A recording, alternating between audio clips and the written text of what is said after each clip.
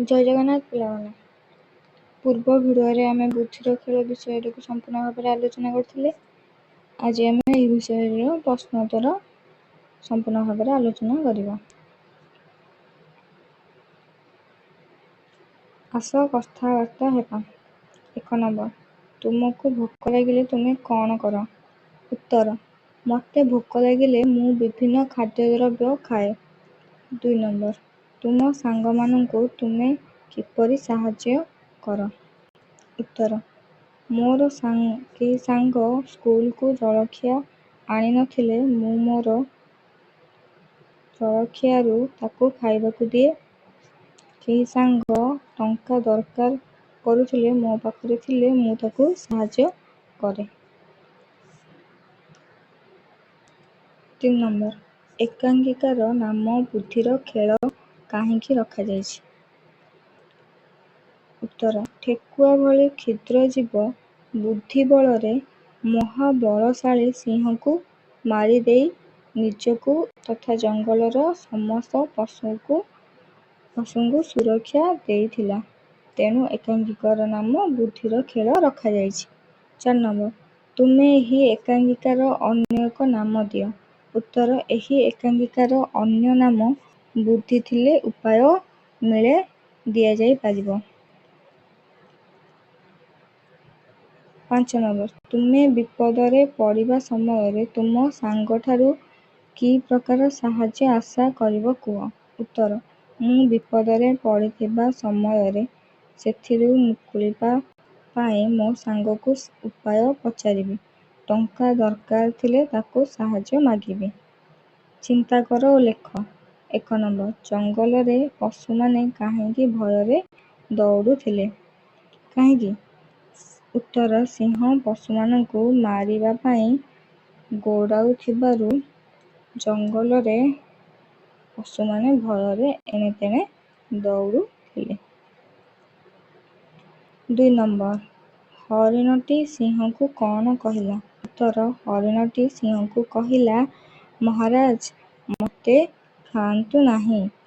ମୋର ଛୋଟ ଛୋଟ ପିଲାମାନେ ଅଛନ୍ତି, ସେମାନେ ମୋ ବିନା ବଞ୍ଚିପାରିବେ ନାହିଁ। 3 ନମ୍ବର, ଦଳପତି ହାତୀ କି ଯୋଜନା କଲେ ପଶୁମାନଙ୍କୁ ବଞ୍ଚାଇବା ପାଇଁ? ଉତ୍ତର, ଦଳପତି ହାତୀ ସମସ୍ତ ପଶୁଙ୍କୁ ସାଙ୍ଗରେ ଧରି ସିଂହ ପାଖକୁ ଯାଇ କହିଲେ, ମହାରାଜ, ସମସ୍ତ ପଶୁଙ୍କୁ ଏକାଦିନେ ମାରନ୍ତୁ ନାହିଁ। ସେମାନେ ପ୍ରତିଦିନ ଗୋଟିଏ ଲେଖାଏଁ ପଶୁଙ୍କୁ ପଠାଇବେ ଓ ସେ ତାକୁ ମାରି ଖାଇବେ। 4 ନମ୍ବର, ଠେକୁଆ ନିଜର ବନ୍ଧୁମାନଙ୍କୁ ବଞ୍ଚାଇବା ପାଇଁ କେଉଁ ଉପାୟ ଚିନ୍ତା କଲା? ଉତ୍ତର, ଠେକୁଆ ସିଂହ ପାଖରେ ବିଳମ୍ବରେ ପହଞ୍ଚିଲା। ଏକ ଦୁଷ୍ଟ ସିଂହ ବାଟରେ ତା ସହ ଆସୁଥିବା 4ଟି ଠେକୁଆକୁ ମାରି ଖାଇଦେଇଛି ବୋଲି କହିଲା। ସିଂହକୁ ସାଥିରେ ନେଇ ଏକ କୂଅ ପାଖକୁ ଯାଇ ଦୁଷ୍ଟ ସିଂହ କୂଅ ଭିତରେ ଲୁଚିଛି ବୋଲି କହିଲା। ସିଂହ କୂଅ ଭିତରେ ନିଜ ପ୍ରତିବିମ୍ବ ଦେଖି ପ୍ରକୃତ ସିଂହ ଭାବି ତାକୁ ମାରିବାକୁ କୂଅକୁ ଡେଇଁପଡ଼ି ମରିଗଲା। 5 ନମ୍ବର, ଶେଷରେ ସିଂହର ପରିଣତି କ'ଣ ହେଲା? ଉତ୍ତର, ସିଂହ କୂଅରେ ତାର ପ୍ରତିବିମ୍ବ ଦେଖି ଗର୍ଜନ କଲା। ତାର ଗର୍ଜନର ପ୍ରତିଧ୍ୱନି ଶୁଣି ଦୁଷ୍ଟ ସିଂହ ଗର୍ଜନ କରୁଛି ବୋଲି ଭାବିଲା। ତାକୁ ମାରିବା ପାଇଁ କୂଅକୁ ଡେଇଁପଡ଼ି ମଲା।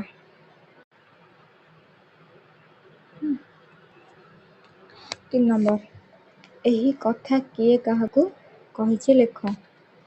କ. ମୁଁ କ'ଣ ଖାଇ ବଞ୍ଚିବି? ଏହି କଥା ସିଂହ ହରିଣକୁ କହିଛି। ଖ. ମହାରାଜ, ଆପଣ ହେଉଛନ୍ତି ଏ ବଣର ରାଜା। ଏହି କଥା ଦଳପତି ହାତୀ ରାଜା ସିଂହକୁ କହିଛି। ଗ. ହଁ, ଆପଣଙ୍କୁ ଆଉ ପରିଶ୍ରମ କରିବାକୁ ପଡ଼ିବ ନାହିଁ। ଏହି କଥା ଜିରାଫ ଏହି କଥା ରାଜା ସିଂହକୁ କହିଛି। ଘ. ଉପାୟ ମିଳିଗଲା। ଏହି କଥା ଠେକୁଆ କହିଛି। ଭାଷାର କଥା। ସାରଣୀରେ ଥିବା ଅକ୍ଷରକୁ ଯୋଡ଼ି ଜଙ୍ଗଲରେ ରହୁଥିବା ପଶୁ ପକ୍ଷୀ ମାନଙ୍କର ନାମରେ ଗୋଲ ବୁଲାଅ ଓ ଲେଖ। କ'ଣ ହେବ? ବାଘ ହେବ, ଭାଲୁ ହେବ, ହାତୀ ହେବ, ଘୋଡ଼ା ହେବ,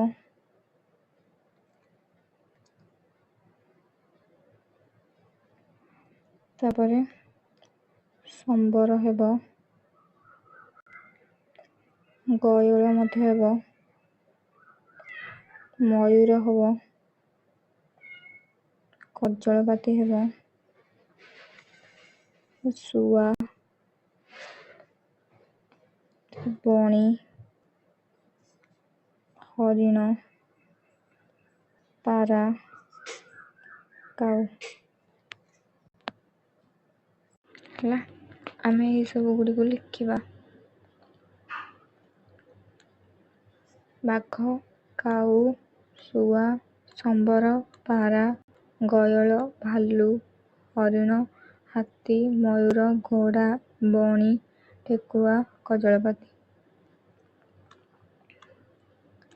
ତାପରେ 2 ନମ୍ବର, ପଶୁ ଓ ପକ୍ଷୀଙ୍କ ନାମ ସହ ସେମାନଙ୍କ ବାସସ୍ଥାନକୁ ଗାର ଟାଣି ଯୋଡ଼। ବାଘ କେଉଁଠି ରହେ ପିଲାମାନେ? ବାଘ ରୁହେ ଗୁମ୍ଫାରେ। ହରିଣ ରୁହେ ବଣରେ। ଭାଲୁ ରୁହେ ବୁଦାରେ। ଠେକୁଆ ରୁହେ ଗାତରେ ଏବଂ ଚଢ଼େଇ ରୁହେ ବସାରେ।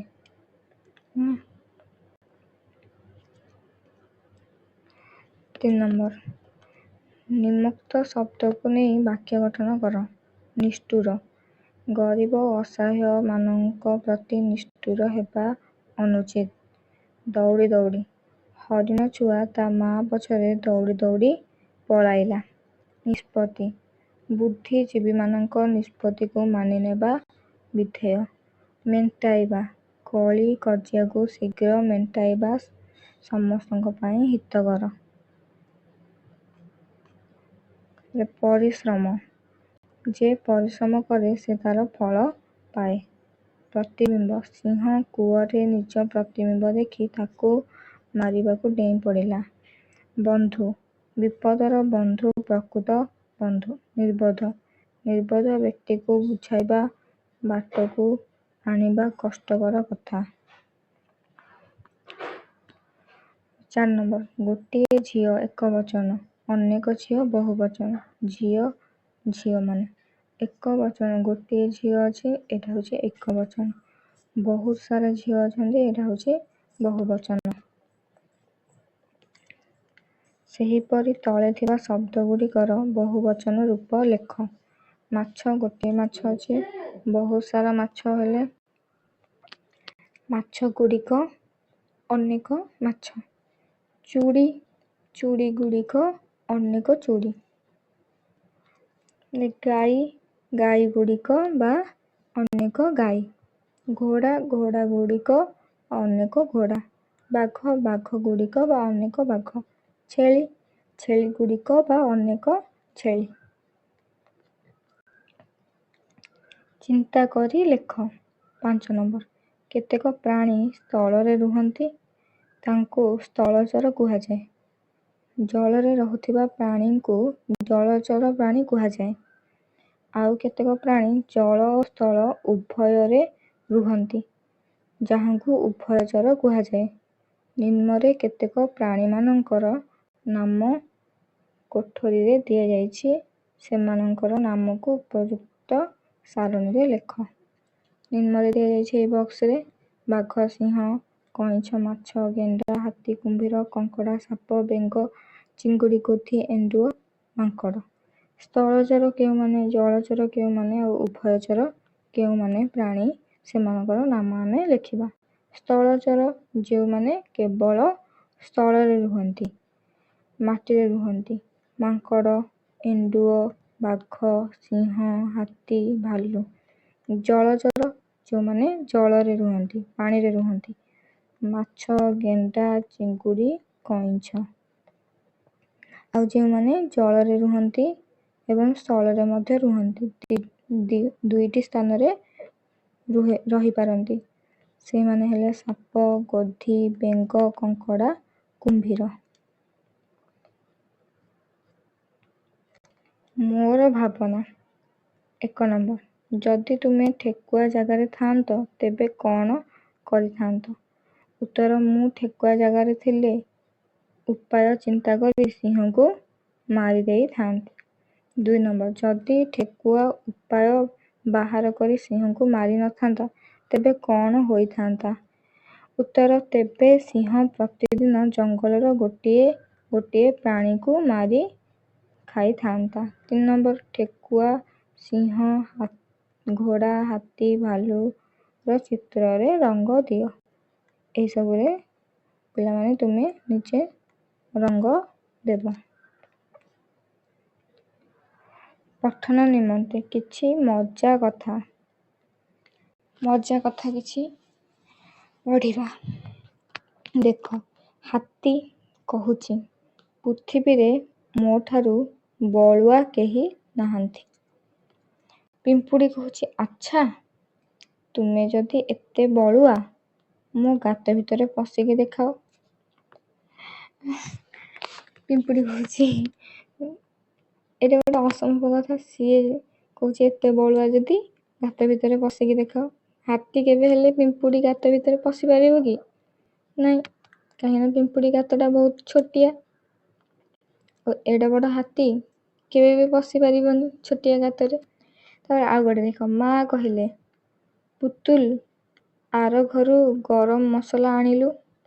ପୁତୁଲ ଚାରିଆଡ଼େ ଖୋଜି ଖୋଜି ଆସି କହିଲା, ମା, କେଉଁଟା ବି ଗରମ ଲାଗୁନି। ପୁତୁଲକୁ କହିଲା ଗରମ ମସଲା ତା ମା ଆଣିବାକୁ, କିନ୍ତୁ ସିଏ ସବୁ ମସଲାକୁ ହାତ ମାରୁଛି କୋଉଟା ଗରମ ଲାଗୁଛି। ସେ ଜାଣିନି ଗରମ ମସଲା କୋଉଟା। ତ ଆଉ ଗୋଟେ ଦେଖିବା, ମିଠୁ ହାତରେ ଖୁଦ ପକାଇବାର ଅଭିନୟ କରୁଥିଲା। ବବୁଲ, କ'ଣ କରୁଛୁ? ମିଠୁ, ଚଢ଼େଇକୁ ଖୁଦ ଦେଉଛି। ବବୁଲ କହୁଛି, ତୋ ହାତରେ ଖୁଦ କାହିଁ? ମିଠୁ କହୁଛି, ଏଠି ଚଢ଼େଇ କାହିଁ? ଅଭିନୟ କରୁଛି ସେ, ତୋ ହାତରେ ଖୁଦ କାହିଁ, ଚଢ଼େଇ କାହିଁ।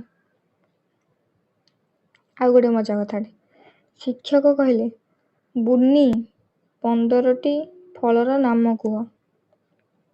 ବୁନି କହୁଛି, ଆମ୍ବ, ପିଜୁଳି, ସପୁରୀ ଆଉ ଡଜନେ କଦଳୀ। ଶିକ୍ଷକ କହିଲେ 15ଟି ଫଳ। ସେ କହିଲା ଆମ୍ବ, ପିଜୁଳି ଆଉ ସପୁରୀ। କେତେଟା ହେଲା? 3ଟି। ଆଉ ଡଜନ କଦଳୀ ମାନେ 12ଟି। 12 3 ମିଶିଲେ କେତେ? 15। ସେମିତି କହୁଛି। ତାପରେ ଆଉ ଗୋଟେ, ପୂନମ ଓ ଶୁଭମର କଥୋପକଥନ। ପୂନମ କହୁଛି, ମୁଁ ଏମିତି ଗୋଟିଏ କାମ କରିଛି ଯେ ତୁ କାନ୍ଥର ଆର ପାଖରେ ରହିଲେ ବି ମୁଁ ତୋତେ ଦେଖିପାରିବି। ଶୁଭମ କହୁଛି, ଆରେ ବାଃ, ବଢ଼ିଆ ତ, କ'ଣ କିରେ ସେଇଟା? ପୂନମ କହୁଛି, କଣା। କଣାରେ ସେ କାନ୍ଥର ଆରପଟେ ଦେଖିପାରିବ। ଯଦି ଭିଡ଼ିଓଟି ଭଲ ଲାଗିଥାଏ ତେବେ ପିଲାମାନେ ଚ୍ୟାନେଲକୁ ସବସ୍କ୍ରାଇବ୍ କରିଦିଅନ୍ତୁ। ରହୁଛି। ଜୟ ଜଗନ୍ନାଥ।